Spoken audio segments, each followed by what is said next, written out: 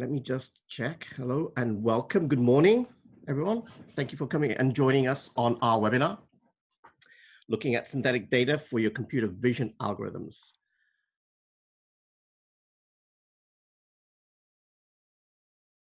Synthetic data, when it comes to computer vision, is actually a fundamental aspect to accelerating the whole field. It's not a nice to have. I actually think it's going to be a fundamental part of the stack. And for many reasons that we've talked about. There's just things that real data can't do. These are the edge cases, the inefficiencies of the labeling and the annotations and the errors that come about from that. Just the inability to acquire certain kinds of data that it's so important, the edge cases, all of those things. And simulation and synthetic data, those are the answers to those problems that real data can't solve. So the way I think about it is that it's not just a nice to have, it's a must have. If you actually think about how you want to, if I'm thinking about competing with another company that's trying to develop a computer vision solution and they have synthetic data as part of their arsenal, then I am in serious disadvantage when it comes to competing with them, because they can do things that I can't do that will give them a heads up and a legs up in every aspect of advancing their algorithm capabilities. So the thing I want to point out is if you're seriously considering a computer vision algorithm that has to solve mission critical challenges, you need to consider synthetic data as part of the stack to develop the solution. Otherwise, you're in it for a really, really bad situation of constantly being inefficient with your resources and your labor. So that's the message I would like to give. And that's one of the reasons why we created AI.Reverie, because it is a necessary part of actually advancing the state of the art on computer vision.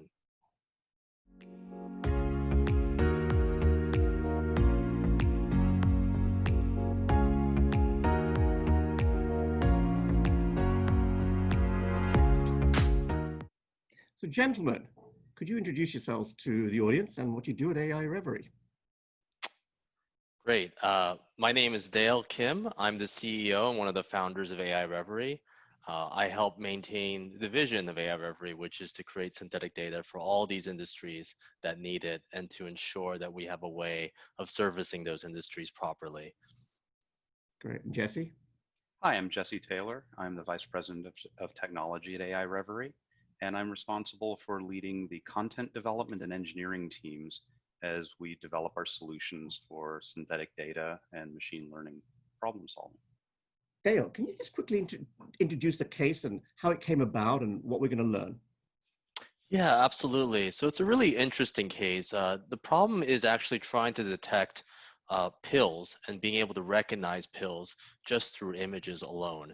And the reason why this problem is important is that oftentimes, let's say in a scenario where you're inside of an emergency room, somebody comes in and there's a bag of pills that's tied to them and nobody knows, it takes forever in order to figure out the kinds of drugs that they're actually taking. What you might want is let's say a phone that can just take a picture of that and just be able to say, these are the types of medications this person is taking. And that's really important, right? Because if you don't know what they're taking, you might be actually giving them the kind of medication that might hurt them even more. So this is a problem that is, troubles every hospital in the world practically. Interesting. Now, I mean, jumping ahead a little bit quickly there, but aren't you setting yourself up for failure there? Because you've got, I mean, pills, they all seem to look alike. I mean, one white pill is going to look like another one, right? So yeah, well, there's a lot of pills actually. There's thousands of them. And there's actually been a competition in computer vision to try to actually detect these pills because of how important of a problem this is. But it turns out that there's around a few thousand that are so common and they're distinctly marked that you can actually, if you get that sort of 90–95% down, you would be able to cover a lot of the kinds of scenarios we run into. So, and some of them are subtle, but they're quite distinct in some ways too. And you'll see in some of the images we're about to share what they could look like and how they can be distinguishable.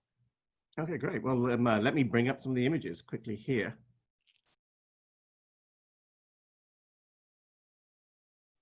Okay, so Dale, can you quickly tell us about this case study and how it came about? What were the parameters? Yeah, absolutely. So we talked to a major hospital chain and a particular doctor there who was interested in this problem that they wanted to solve. Mhm. And they were basically did not have a lot of data, roughly 20 images that they basically had of pills. And the problem is that when you have this kind of data set, it's really hard to annotate this stuff. Not only is it difficult to know what a pill is, you also run into things like occlusion and the pills collapsing on top of one another in various ways. So it's one thing to ask somebody to annotate a vehicle. It's another thing to ask them to, annotate what is a phosphotrin 250 milligram pill. So Okay. it's really, really challenging. And so Yeah. as a result, this is one of those cases where synthetic data plays a really wonderful role, because if you can just model the pill once and get that right look and then be able to replicate in every form or occlusion setting, scattering it in whatever direction you want, Mhm. the world's open to you as to where you can place it and how you want to place it, being able to control things like lighting, texture diversity, all of that stuff is super important. So that's one of these cases where actually synthetic data, plays a super important role in being able to bootstrap very difficult, challenging computer vision problems.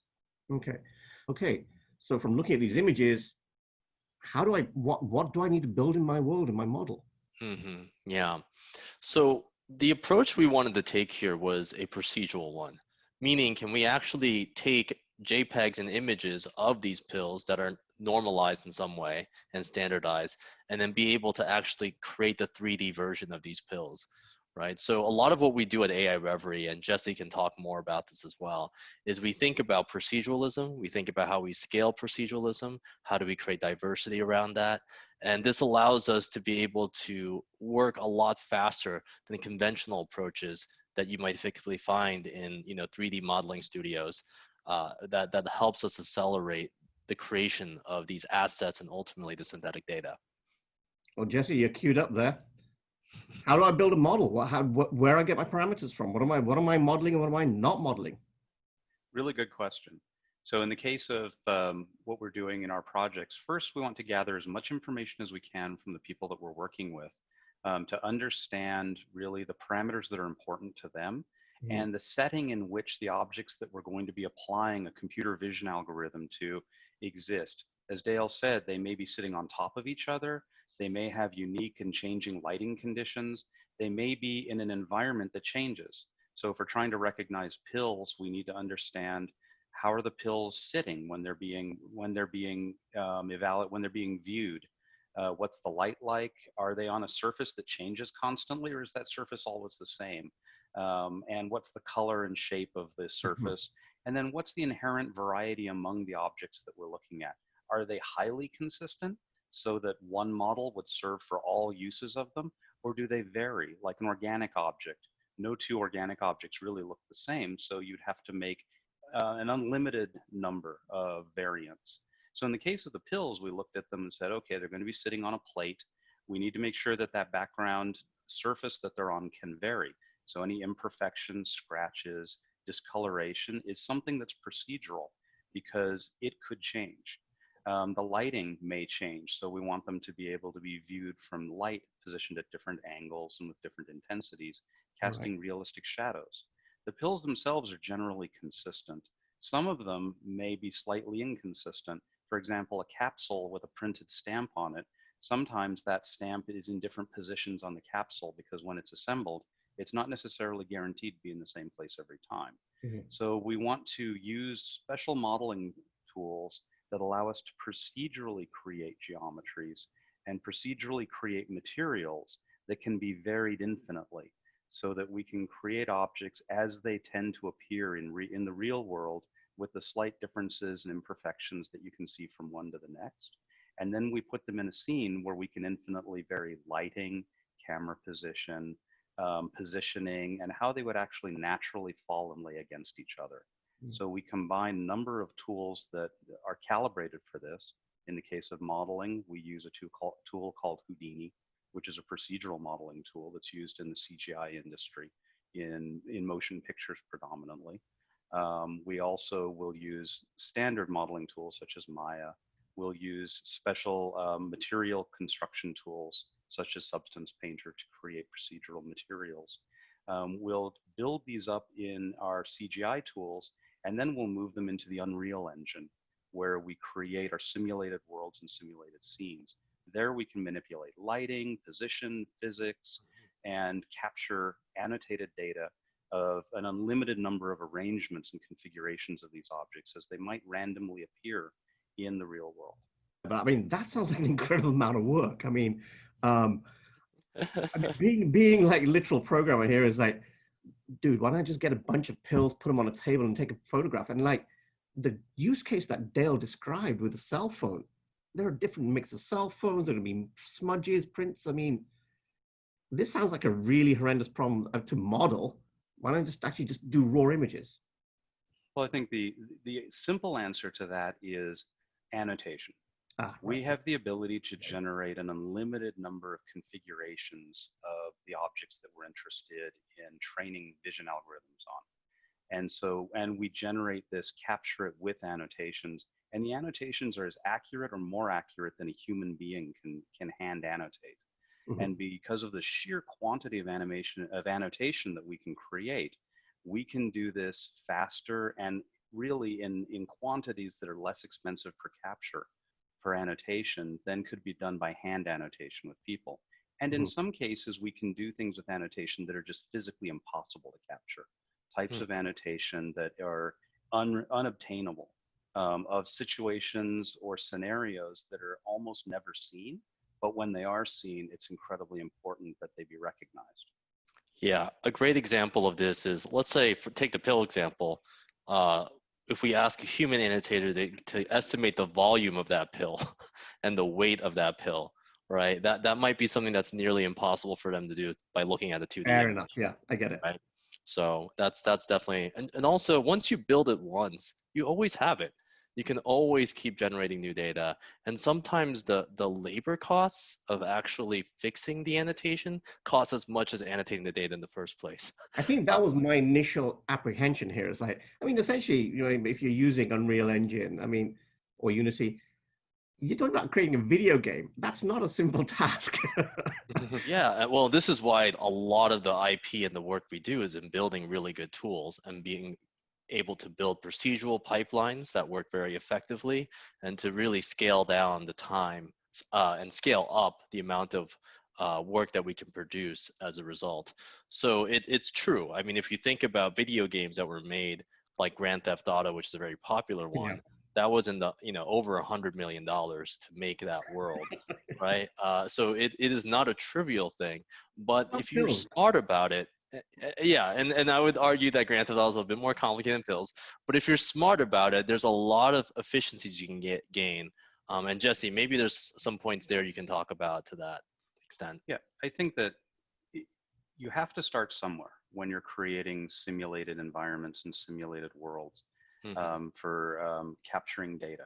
And so when you first start, certainly you'll be building some new tools, you'll be learning techniques, you'll gain expertise, and you'll slowly build a library of content, a lot of which could be reused from one project to the next.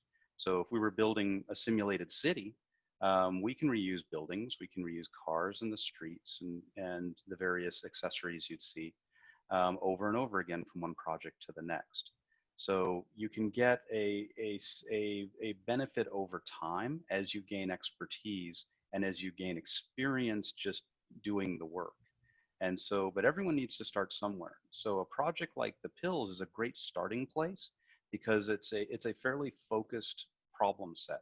You have just a specific environment, surface that you're going to be putting pills on. And you have pills, which generally speaking are of similar sizes and shapes. And then all you have to account for is the literally thousands of pills that are out there. But you can start with, as Dale said, the most common pills and work your way up. And you build one capsule, then you've got a capsule. You build one round pill, you've got a round pill. Then you're adding incrementally the difference between an aspirin and a Vicodin. And so it becomes incremental. And so the work becomes easier as you go. and you find that your velocity of content production increases over time. And once you get to the point where you're extremely experienced and have a very mature set of tools and pipelines, it can become very cost effective to create the content. And the sheer volume of output that you can create far outstrips the cost of human hand annotation. All right. But is there any easy way for me as a ready reckoner to figure out, okay, yeah, okay, let's do some human annotation. Actually, no, forget this. Let's call the guys and get you guys to model it. How do I figure this out? Yeah, I mean, from a business case, part of it is how important is the problems you need to solve, its performance, its mission critical level. So if you need to get something to a sort of, if the problem is a very long tail problem where you need a ton of data and you need a ton of edge cases and all of these different kinds of scenarios, that's worth thinking about. Another thing to consider is what is the efficiency of this synthetic data going to do for me? So Yeah. Yeah. when it comes to pills, I would sort of classify that as a very highly narrow AI problem, meaning that it's not, doesn't have the same kind of complexity as, let's say, self-driving cars, right? Where Yeah. you're driving and then the whole world is basically what could possibly happen in front of you. Yeah. So because of that, synthetic data actually has an unbelievable advantage in those kinds of scenarios. In terms of some of the results we'll talk about, we didn't need to use any real data. We were able to get near perfect segmentation performance just on the synthetic data alone. And that is a reflective of the narrowness of the problem to some degree. Also the fidelity of the pills that we were able to create as well. But it's very encouraging to see things like that. As the problems get more complex and diverse, you're going to have to put a little bit more effort to just use synthetic data only. But this is where concepts like transfer learning and using a little bit of real data can really be very powerful in helping boost your synthetic data, right? That So makes that's sense, yeah. another thing to consider as well. Do you want to just give a quick 1 minute Mm. description of transfer learning for pretend AI programmers like myself? Yeah, sure.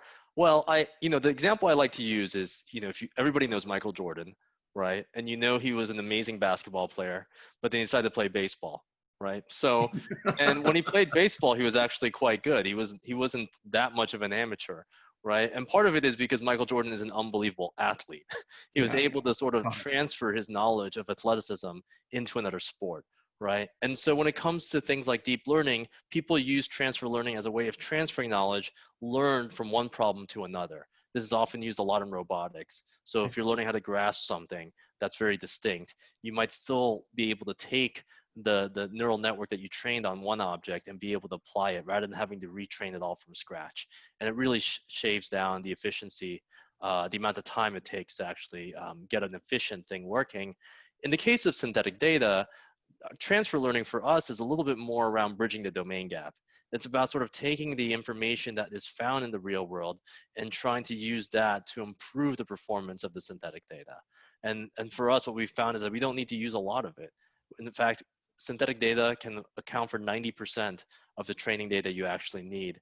And then just a 10% of your original budget can just be used to then fine tune the synthetically trained algorithm.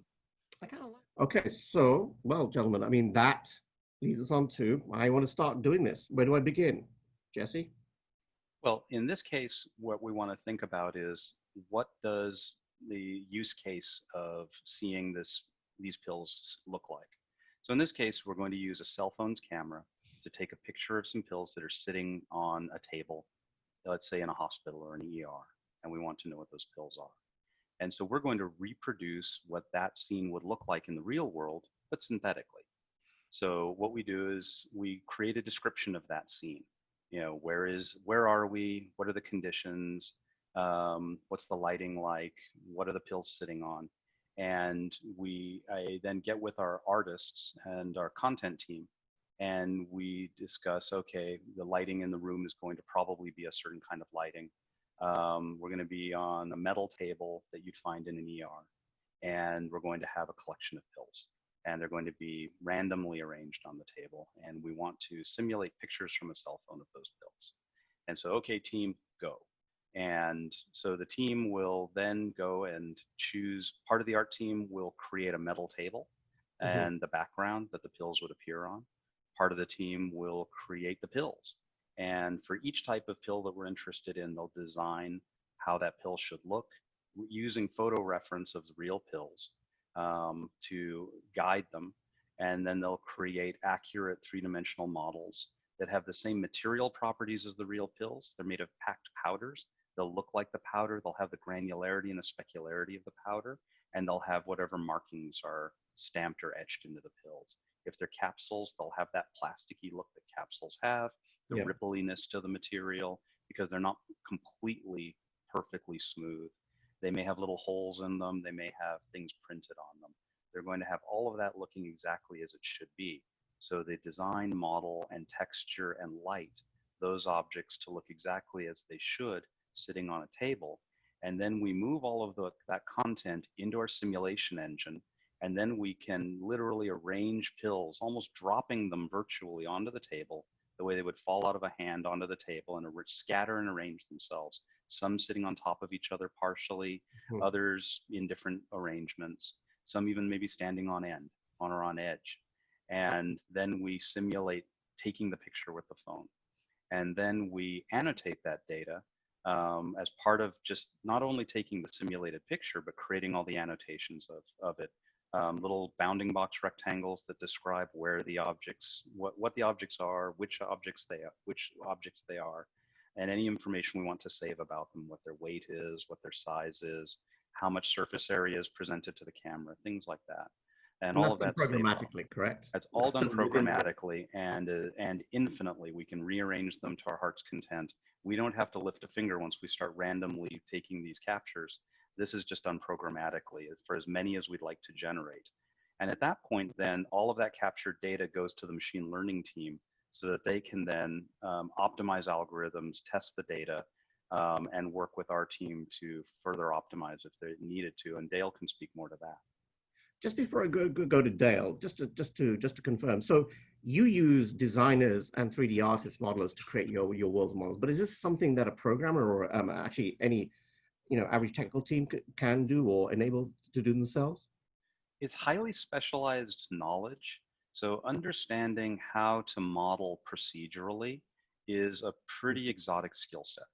The tools themselves that are involved in this take years to perfect a skill set with. And so I'd say anybody could eventually learn to do it, but you're not going to learn to do it over the weekend. All right, so I'm not going to be able to use like SketchUp and create my own images here. No, and the artists that we have, they're really very technical artists, and all of them are programmers in their own right and can program.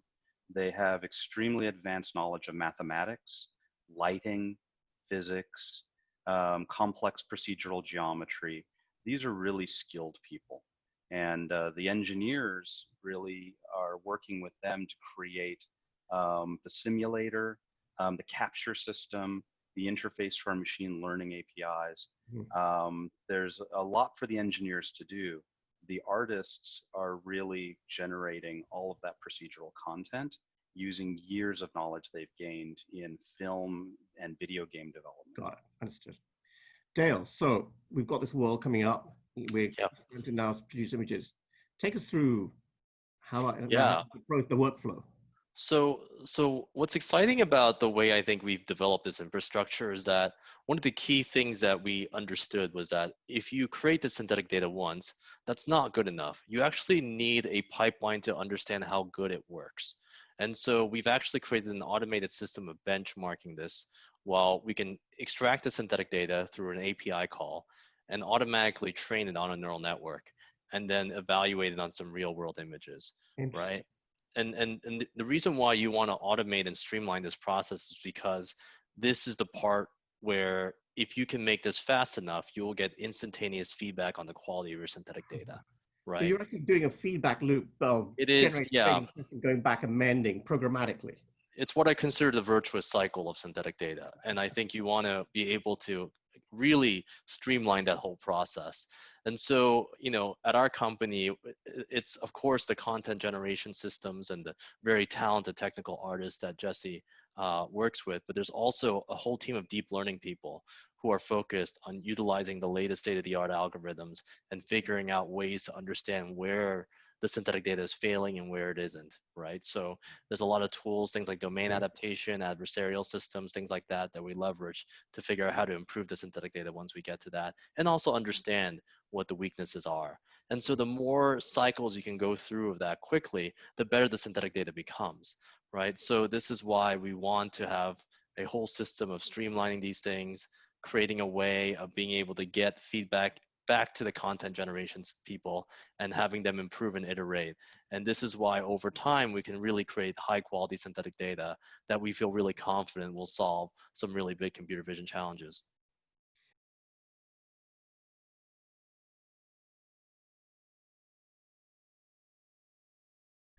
Okay, so we're back again. Welcome everyone. Dale, Jesse, are you online now? Yep, I believe so. So I'll ask Jesse to answer this one, which is essentially, can you better define a procedural model against a standard model? Yeah, a procedural model is any model that's driven by an algorithm. So if you were going to, for example, have a person walking around, you could use motion capture and capture an actual person walking around, or you could use a procedural system to move them under computer control. And the advantage of procedural movement is that you can vary that movement. You can put fine adjustments into gait, stride, speed. You can change up the animation as they walk under computer control. With pure motion capture, you wouldn't be able to do that. It would just be the same animation every time. So proceduralism is the use of some form of algorithm to modify the behavior of something that would otherwise only happen once. You're talking about essentially, instead of putting in direct quantitative measurements, you're using variables to describe the different parameters, correct? So yeah, exactly. And you're using a specialist modeling tool for that, but can this be done parametrically in any other sort of coding language, or Python scripting? Are there abstractions for it? Oh, sure, yeah, and we use multiple techniques. One of the tools we use is a tool called Houdini, but there's other. At times, we need a fully custom, bespoke solution to create proceduralism, and the goal is always we want variety. When you're training computer vision algorithms, things that become highly consistent can create a bias within the neural networks that you're training. And so you want to be able to break that and or avoid it in the first place. And so if you can use proceduralism and really a lot of use of pseudo-random numbers and various forms of parametric animation and parametric physics, parametric displacement, arrangements, everything is driven off of formula as opposed to hand placed or hand moved or hand drawn. The more you can do that, the more you're getting away from the risk that the vision algorithm will start keying in on the consistencies and bias for the consistency when the real world may not possess those consistencies. Now, I'd love to basically get both of your input on how then this is applied in a production environment. So if I'm programming, how do I start to use this within my workflow day to day?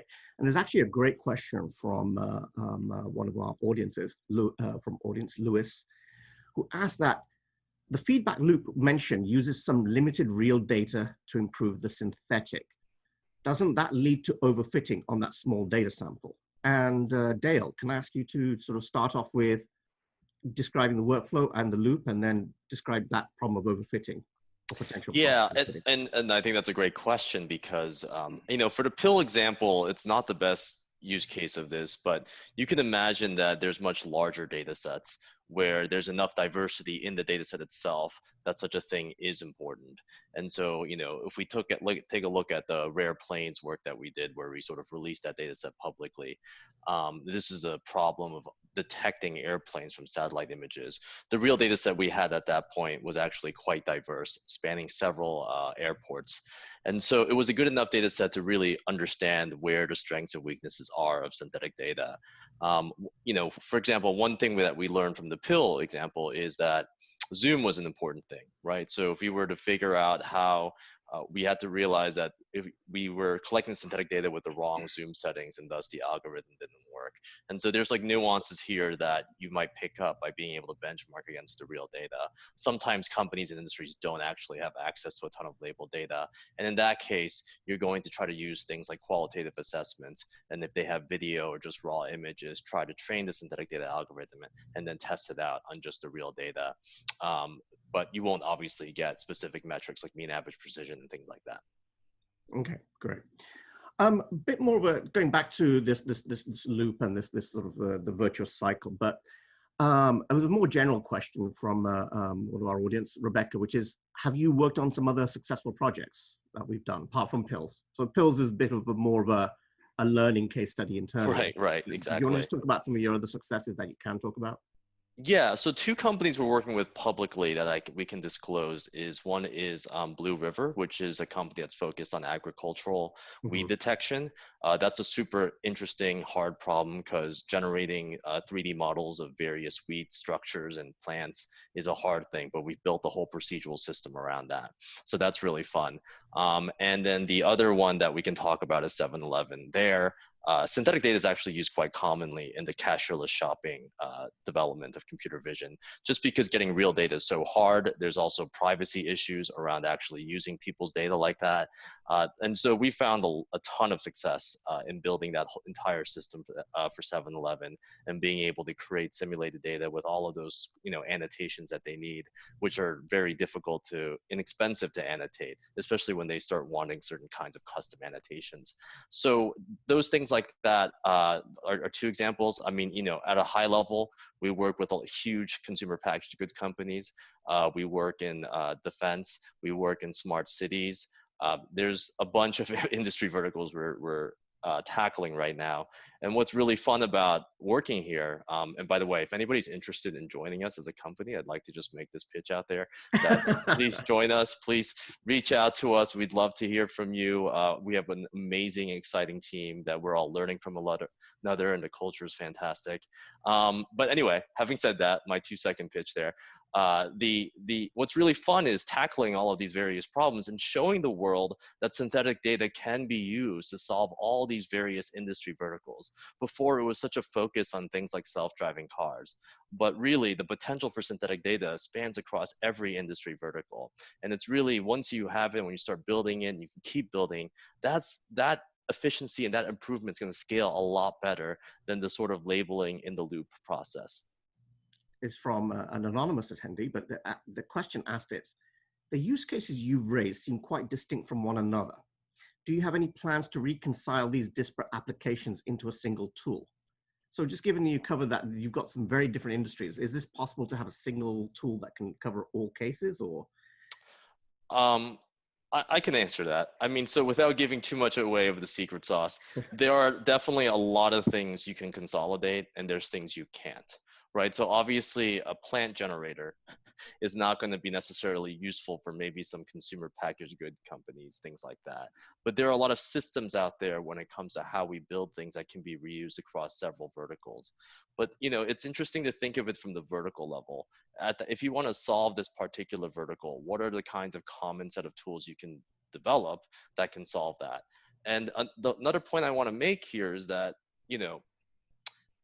there's a lot of good stuff out there in terms of building systems and platforms around providing some kind of structure around the annotations and things like that and being able to generate simulated data for that. But content generation is a really hard problem. It is not a trivial thing to get content generation right. And being able to consolidate around that and being able to build really strong tools there is going to be very important for this market to grow and for this thing to succeed. So the anonymous attendee asked is, great talk so far, it's wonderful. In terms of the final output, are you commercializing the synthetic engine itself, synthetic data sets, or the trained model? What can the scientists use from your technology? That's a great question. So we offer various services because every company has different needs. So some companies might only want the data set. We don't want to bother. Just give us the images. We have a deep learning team, make sure it's perfectly annotated, and then we'll just run it and test it. Other companies and especially in government as well, we will actually provide them with a self-serve simulator where they can collect as much data as they want or a certain amount of images based off of the service we're providing. And this gives them enormous flexibility in being able to generate the data themselves and being able to tweak certain parameters to get the kinds of conditions they need without us going back and forth and delivering that data. So in that sense, it is sort of the kind of the engine itself that allows them to sort of be able to train off of it. And some people actually want a trained algorithm as well. Some people are just like, well, here's the data set that we have. We don't have a deep learning team. It sounds like you have a pipeline to be able to train these algorithms. Can you give us something? And then we're happy to provide that service too. There's a really lovely question here. So Dale, you and I have been talking about the problem of biases in data sets and how they then produce biases in AI. We have a question from Vivek Saga here, which is, auto-generating data that goes straight into a network has a risk of having biases that go undetected. Do you spend time manually looking at the synthetic data? Do you report statistics on the generated data? Jesse, do you want to maybe kick off on this one? Yeah, actually we do. And that's part of the loop of really how our content and optimization process works. So the content team creates content. The ML team doesn't, they will, as part of what they're doing, benchmark the data, they will train algorithms with it, benchmark it, and do error analysis. And so we'll compare if we have any hand annotated reference ground truth data to work with. We'll compare the synthetic data to ground truth.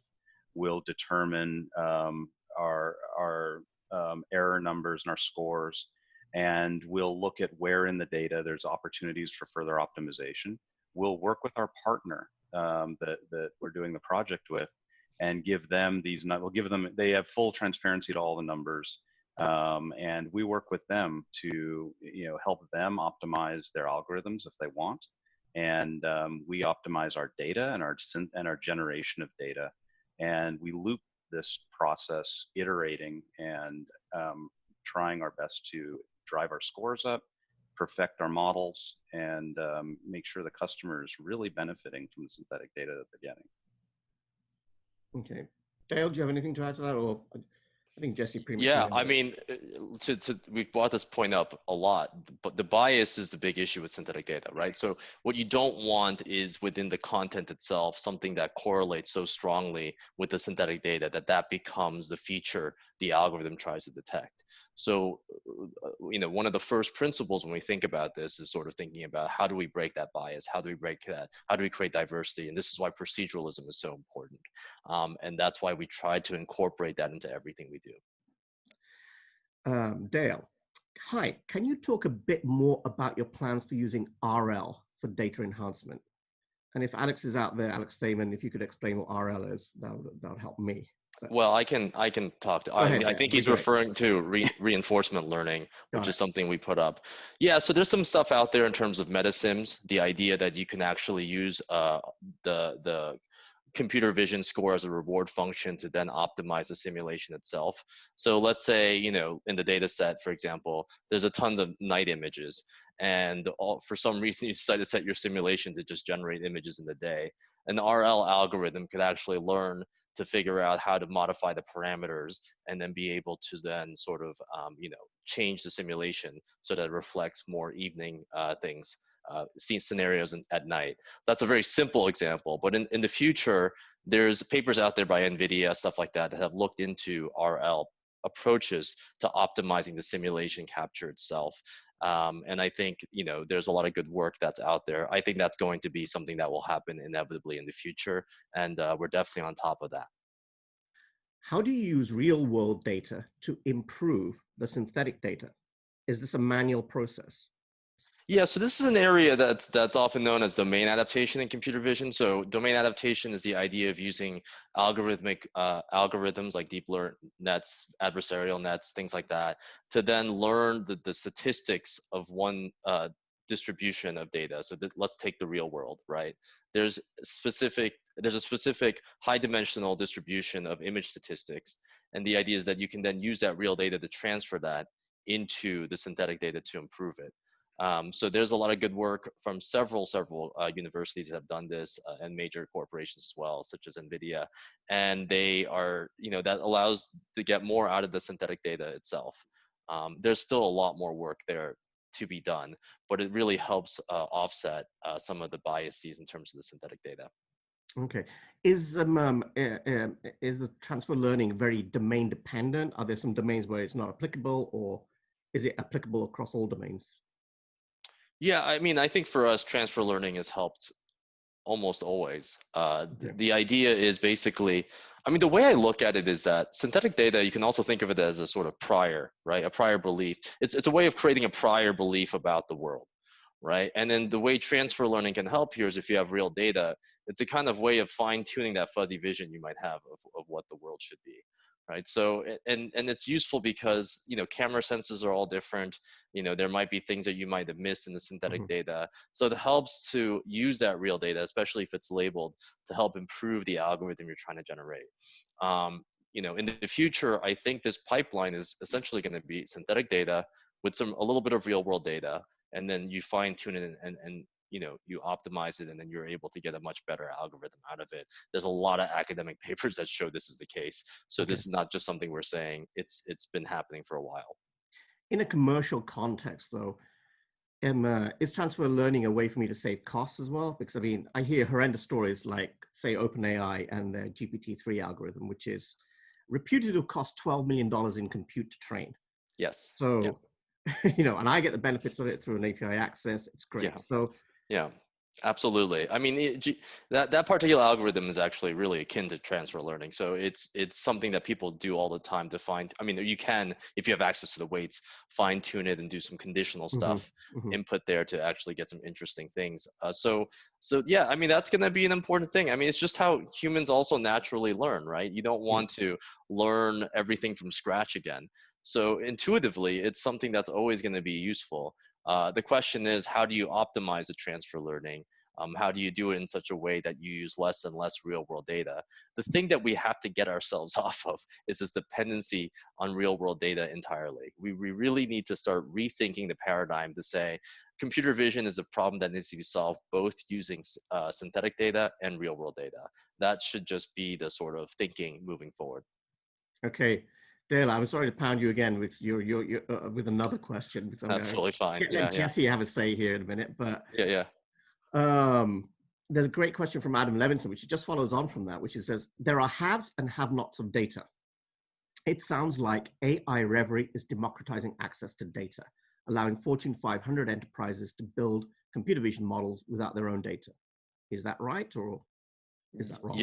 Yeah. I mean, I love the idea of democratizing data. I mean, one of the things we did was we released that data set, Rare Planes, for commercial use as well, right? So we're in it to sort of show the world that synthetic data is a very strong, viable complement to real world data that we need to consider as a serious thing to train computer vision algorithms.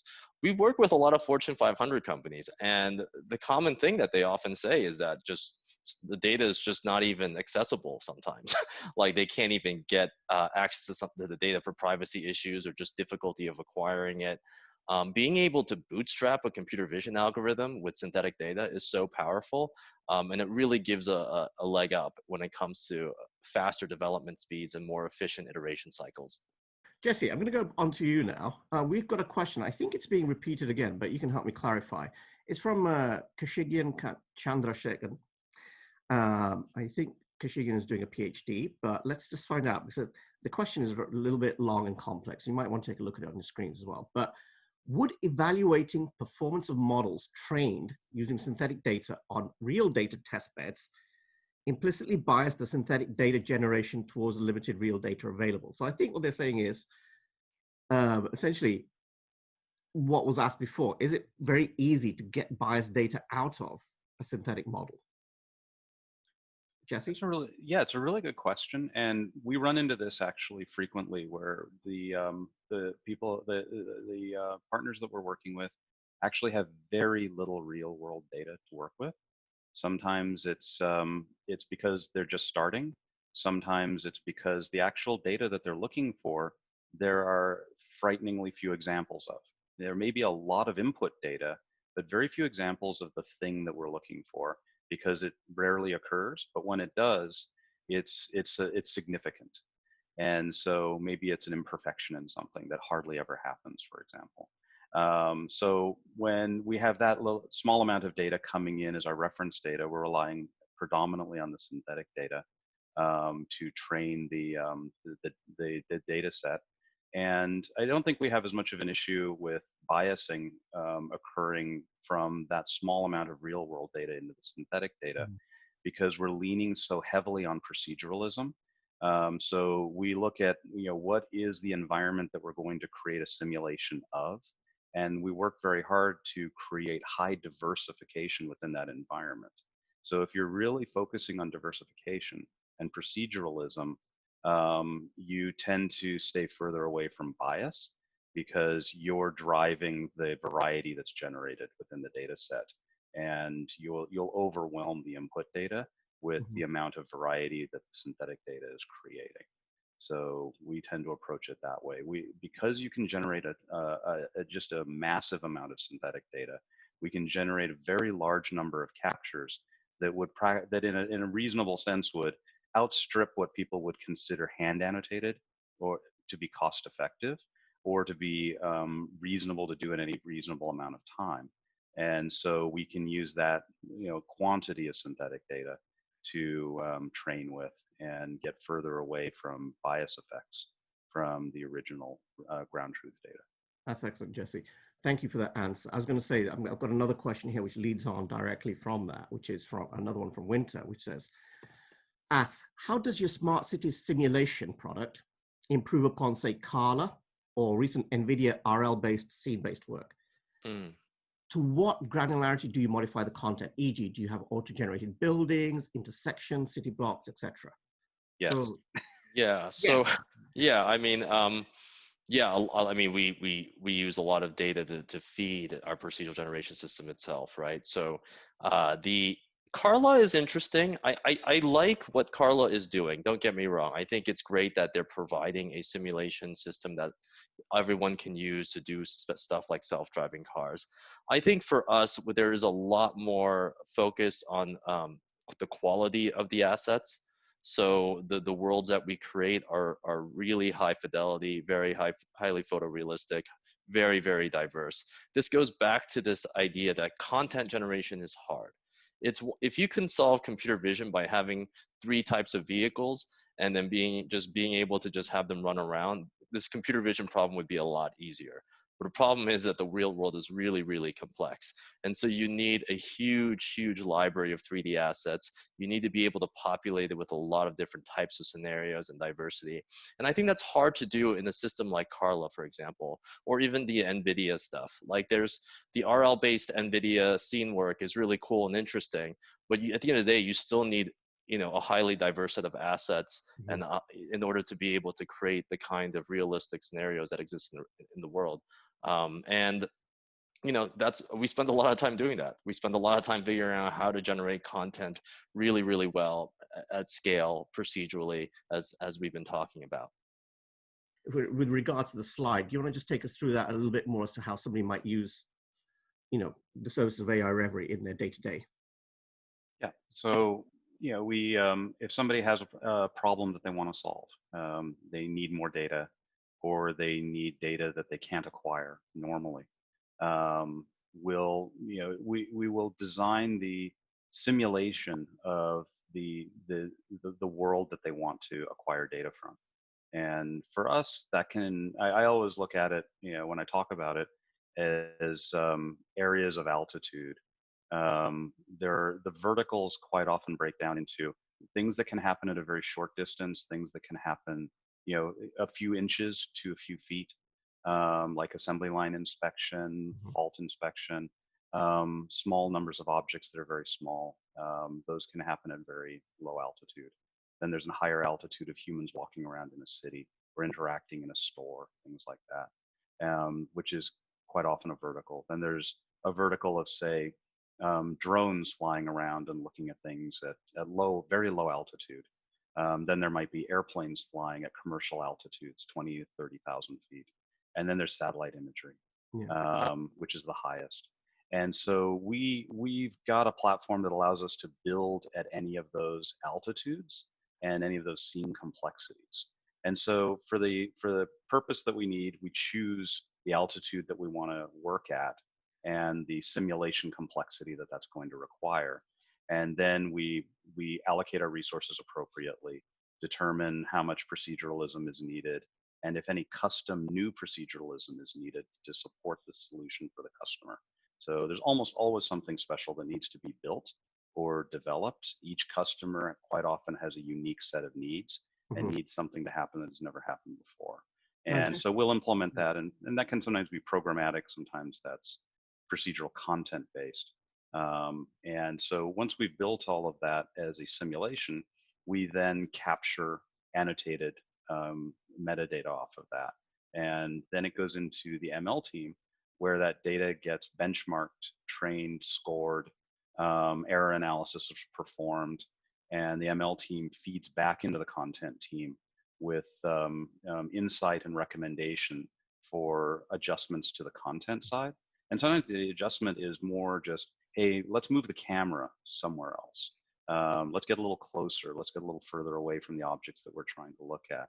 Or let's look at certain lighting environments or certain scenarios because they definitely seem to be presenting more challenges for training the neural network we're interested in. So let's key on those, generate data around that so that we can really investigate it.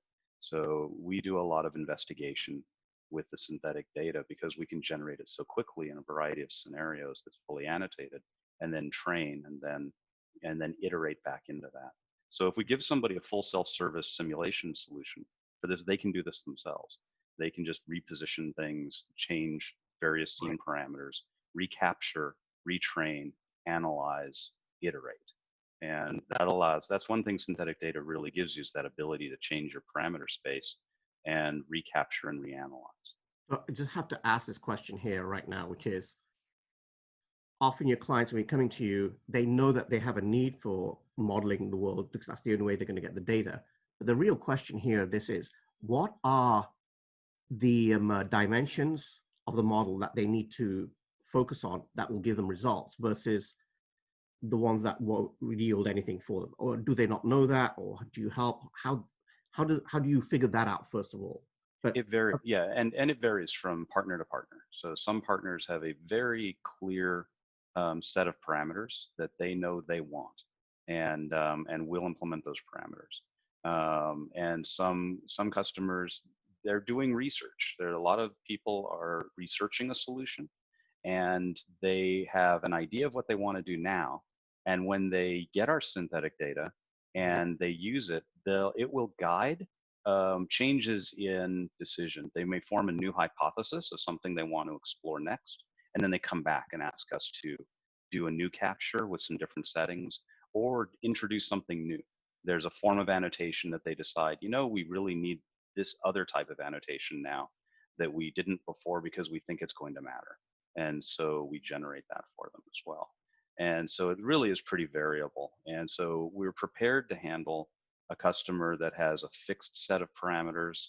They know exactly where they want the cameras to be. They know exactly the lighting conditions, exactly the material types, and how much diversification that they're interested in. And we have some where it's a very collaborative research project, really, where we're working with them to explore options and iterate rapidly, and we're going back and forth making adjustments and allowing the synthetic data and the outcome to drive iteration that then generates new synthetic data that will help guide a course of research. Yeah, and I just want to add one thing there. So just think about how fast the iteration is. Like once you generate the world, and let's say if you're using real data and you screwed up the perspective and you have to place your camera in a completely different position, as folks know, deep learning algorithms are highly biased to perspective. But if you have the simulated world that you can use, you can just modify the camera angle there, super easily, and then collect that data all over again. It's perfectly annotated, and then you test it out on that. So it's just the iteration. Once we sort of build that environment for a partner, it becomes really, really quick to sometimes iterate on that to give them what they need if they aren't sure exactly what they need. And this is why it's a better experience working with synthetic data than it would be than collecting that data again Yeah. from a different perspective and then going through the whole process, paying it somebody again to annotate it, then fixing those annotations if somebody made errors there. So this is why I think it's going to catch on in the market. Or do you have tools for analytics or analyzing data sets that can allow people to understand whether or not they need to approach you, or can they just approach you and talk to you about the potential application? You mean someone who's a prospective partner? Yeah, prospective partner or customer. Yeah. How do they know that they need to work with you, and at which point is there a cost benefit? Maybe it's Dale who needs to answer this. Yeah, I can answer that. Yeah, so if you're just an enthusiast, then our services are not really best suited for this. But if you're a major corporation or a large business or even a medium-sized business, and you need a computer vision application and it's mission critical, especially to get that right, then we're a great partner to work with because we're super active and engaging in terms of knowing your needs. We have all sorts of computer vision experts and procedural experts in our team. We've been doing this close to 4 years now. So we know a lot about synthetic data at this point, what works and what doesn't, that maybe other companies don't. So this is stuff that we have a lot of experiences and I think that's the kind of partner we work best with as well. So. All right. We've got one more last question, another one from Winter here. And it's a great question, which is, let's say that our company is interested in generating data from another environment, say some representative neighborhood in the suburbs. How many months would it require to create a procedural generation pipeline for that domain? So this is a big, good one, which is like, do you have guys have this in stock, or am I building this from scratch? If we had to build a new environment, like say the suburbs, we're talking day or days. The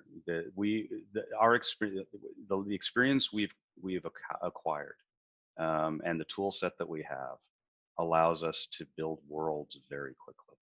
So we don't do it in weeks or months. We do that part initially in days. And but just building an environment in a neighborhood is just one part of it. Usually, our partner has a lot more they want to do than just have a neighborhood. And so they quite often want that neighborhood to change constantly so that it looks different, over and over again. So it's procedural and modifiable. And they want the things in that environment to be procedural. So a fully, completely tuned, baked environment like that, still, it's not a lot of time for us to do it because the tools exist to create these procedural worlds and then populate them with procedural people and procedural vehicles doing procedural behaviors. Great. Yeah. Dale, can you just actually, I was going to say, can you, let's end on your answer here, but can you contrast that to say, because Jesse gave a great example of like, it will take AI.Reverie a day, but a regular team, let's say, for example, the Grand Theft Auto team, how long did it take them to create their world? I mean, you said $100 million, but realistically, right. Well, I used to joke that we're a video game company that makes AAA games that nobody plays. So it's because a lot of the tools we built, it's world generation, all of that stuff was done at scale and through proceduralism, so we can generate huge worlds pretty quickly. But if you were to do that manually, I mean, I think Grand Theft Auto took several years, from my understanding. Jesse, you might know this better than I do, but I know the budget was over $100 million for game development. Of course, they have other things like narrative there that we don't really care as much about. But it's because there's a lot of this is like artists manually carving roads and making buildings and actually making those 3D models, each one. And do artists drawing things on things. So that's not as important, right? For deep learning and computer vision, that you have an artist draw one example of something that exists. You need thousands and thousands of variations of, let's say, a store sign, right? And so you can't rely on artists to be able to do that. And so through procedural tools, through being able to be smart about how we design them, we can create a lot of variety. And then we have algorithms that also, of course, populate everything from that point on. So that's it would take a long time to do it. I don't recommend taking that approach, you know, unless you're a company that just needs to do it once and you never have to do it again. So A video game is as much artistry as it is science and technology. And we're trying to make a simulation of the real world. We're not trying to make an artistic vision of a stylized narrative world. And so we want to, we have a particular goal in mind, what we're doing, which is realism.